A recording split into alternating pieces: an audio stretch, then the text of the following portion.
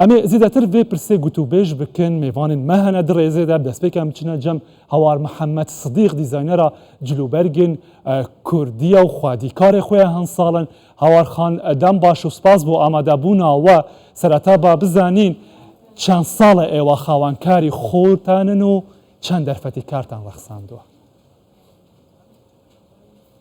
سڵاوتان لێبێ زۆر سواز هەشتی مارس پیرۆز بێ لە هەموو خانمانی کوردستان سواز بۆ ئەم دیدارە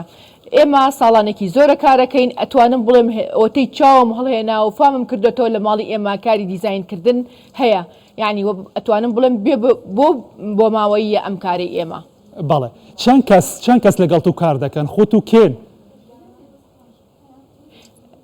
بەڵێ ئێمە ئەتوانم بڵێم لەسەر دەستی ستافی HL دیزاین 6 بۆ 65 کەس کارەکە بەڵام لەناو باڵێن بازاری HL دیزاینە خۆم و خێزانەکەم کارێکی خێزانیە خۆم و هەر چوار مناڵەکەم بەڕێوەی ئەبین بەڵام 6 کەس سندومەندە لەسەر دەستی HL دیزاین وەکو خەیات و زۆر بابەتەکانی کە 6 ئەندامی تایە کە کاری لەسەرەکە چەندی ئافرەتن هاوار خان چەند گرنگی باوا دەدەیت کە زیاتر ئافرەتان ئەو کارە لەگەڵ تو بکەن دەرفەتی زیاتریان بۆ بڕەخسێتن نە هاوسەنگیەک هەیە لە دروستکردنی دەرفەتی کار بە نێوان ژنان و هاوسەنگی هەیە اینجا تۆ پێت وایە هاوسەنگی من ئێستاڵێم ئێمە ژنان کار زیاترەکەین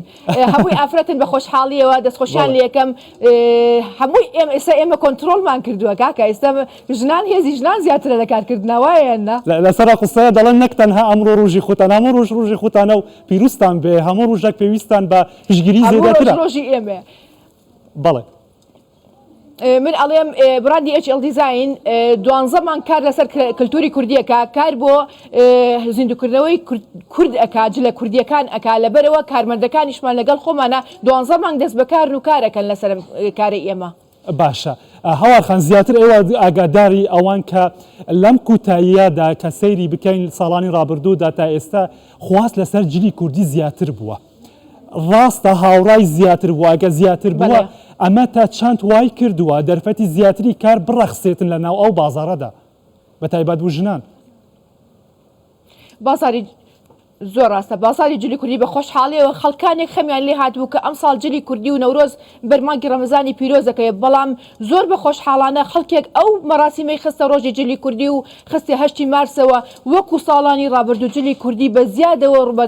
بەڕێوە ڕۆشتۆ و جوانترین کاری بۆ کراوە و ئەوەش هۆکارێکە بۆ بژانەوەی خەیاتەکان دیزاینەرەکان کوتاڵ فرۆشەکان حتا دوو لە ڕێ ئێوانی پێڵا و کلاش دروست دەکەن بۆ خانمان زۆر بازاری تر کراوەتەوە کە ئەکسسواراتەکان لەبەرەوە ئەوەی کاری دەستە و پارەیەتەوە ناو وڵاتەکە و ماندووبوونی خانمان لێرە هەمووی دەرەکەوێتەوە دیسان هەوار خان بە نمونەیەک ئەو پسەرە لە بەڕێستان بکەم منداڵی بچووکم کچە بچووکەکەم دەویست کراسەکی بۆ بدورین کە داوامان کرد ماوەیەکی درێژ دەخەنە پێشمان تا تەواو بێتن واتە زۆری پێدەچێت تاوەکو دەستە جلێکی کوردی دروست بکرێتن ئەمە ئەوە دەگەینیت خۆشت دەبینی زیاتر لە ناو بازاری کە پێویستمان بە زیاتر دیزاینەری زیاتر خەیاتی زیاتر هەیە لە ناو ئەو بازاڕەدا زۆر ڕاستە من ئەڵێم هەر کەسەکە کاری خۆی بکە کە دیزاینەر بی بە مانای وشە دیزاینەر بی خەیات بی بە مانای وشە دیزاینەر بی ئەگەر چەند زۆر بین ئێمە هێشتا کەمین چونکە من وەکو خۆم ئەڵێم لە خۆمەوە دەست پێ بکەم هەوار بە تەنیا بەس نییە بۆ هەموو کوردستان پێویستە سەدان هەوار و سەدان HL دیزاینی تر هەبێ لەم وڵاتەیە ئێمە بە خۆشحاڵی و ئەم ساڵ 25 خەیات بەس جلی دووریوە ئێستش پێویستمان بەوەیە کە دەخەیاتی کەمان لەگەڵ بێ مانای ئەوەیە ئێمە پێویستمانە و ئەلحەمدولیلا جلی کوردی و بازاری کوردی هەر زۆر بۆتە و دەستی خانمانیش لێرا دەرەکەوێ تا چەندمان دوون کە ئێمە ئەوەندەمان لەگەڵە ئەبێ بازار چۆن بێ یا ئەبێ خانمانی چۆن کە چەندیان لەگەڵ بێکە لە مەجای جلی کوردی و دیزاینا ئیشەکەن من دایمە ئەوە ئەەکەم بە هەوار خان باسی ژمارەت کرد دا کەسی دیکەشت پێویستە واتە تو پێویستت پێیە نەبووە دیزاینەر نەبووە بەڵێ ئەگەر هەبێ ئێستا ئەوانەی ئێمە بیستن بێگومان کەسانەکە داناوێ ببن بە کارێک بەدەست بخەن بێن ئەو کارە بکەن لەوانەیە شەڕازاییەکان نەبێتن چون دەتوانانی هاوکاریان بێ بابە دڕونکەمەوە من وەکو دیزاینەر ئەتوانیت خۆت من لێرە من دیزاینەرم دیزاینەری کارەکانەکەم لەگەڵ خۆم و کچەکانم بەڵام من پێویستم بەدەستی خەیات بوو ئەتوانم بڵێم بوو 22-25 خەیاتمان لەسەر خەتا بەڵام لە ئێستا من ئەگەر دەیکەشم هەبووە ئەنجا ئەمتوانی خواستی خانمان لێرە تەواو بکەم پێم ناخۆشە لە دوێنێەوە خانمانیان زۆر بابەتمان تەواو بووە لە بەروی خەیاتمان نیە بەو پەلەپەلەیە خەیاتەکانمان هەمووی فول ئیشیان کردووە بەو پەلەپەلە ناتوان ئەم دوو ڕۆژە تەواوکەربن ئەگەر دەخەیاتی کەشم لەگەڵ وایە ئێستا تەواوکەری هەموو کارەکان مەگر هەموو خانمان بەدڵخۆشی لە لای منەوە ئەڕۆشتن چکە منجلی ئامادەکراوم هەبوو خۆشحاڵ بوو ئەمساڵ هەمووی بە ئامادەکراوی خسە بەر چاوی خانمان زۆر تەشجیع بوون بەجێ ئێستا هەوا خەم لەوە تێنەگەیشتم بچی ئەوەی کە تو پێویستت بە بەرگ دووری دیکە دەست نەکەوتووە نییە خەیات نییە با من لە تۆ بگەێنم ئێمە وەکو براندی ئێچەڵ لەسەر ئاستی کوردستان هەموو ئەمان ناسن پێویستە کارەکانمان لە جێ متمانەی کڕیارەکانمانە بێ ئەبێ ئەو خەیاتە دەستی زۆر ممارس بێ لەسەر ئەو ئیشانە ئەگەر خەیات بێت و بتوانێت هاوکارمان بکە ئێمە ئەتوانین دەخەیاتی کەش بخەینە سەر کارەکان لای خۆمان بەڵام بەمەرجێ لە کوالیتی و کارەکانی براندەکەمان کەم نەبێتەوە کەواتە دەرفەتی کار هەیە پێویستی بە شەڕازایی زیاترە هەوار خان ئێوە ڕۆژانە بە نمونە وەربگرین شەمانە دەرفەتی کارمان هەیە بەڵێ لەگەڵ ئەو زیادبوونەدا زیادبوونی دوورین و خواست لەسەر جلی کوردی بە نمونە براندەکە ئێوە وەربگرین ڕۆژانە یان مانگانە ماوەیەکی دیاریکرا و چەند دەستە جل دەدورن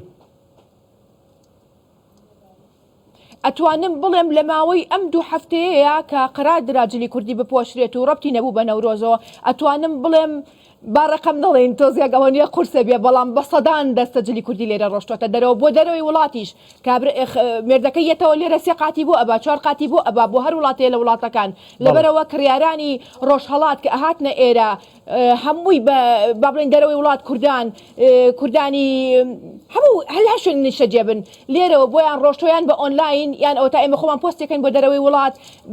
شومار قاتە جلی کوردی لە ئێجێڵەوە ڕۆشتۆ بە ئەکسسواراتیشەوە بە کڵاوە بە چەفتەوە بە هەموو شتەکانەوە ئامادەکرا و قیاس ئەنێرن و ئێمە ئامادەیەکەین و ئەینێرین لەسەر خواستی خۆیان گەلێک سپاس هەوار محەممەد دیزاینەرە جلوبەلگرن کوردی ژە سلێمانی لەگەلمە بووی دەم باش سەر چاو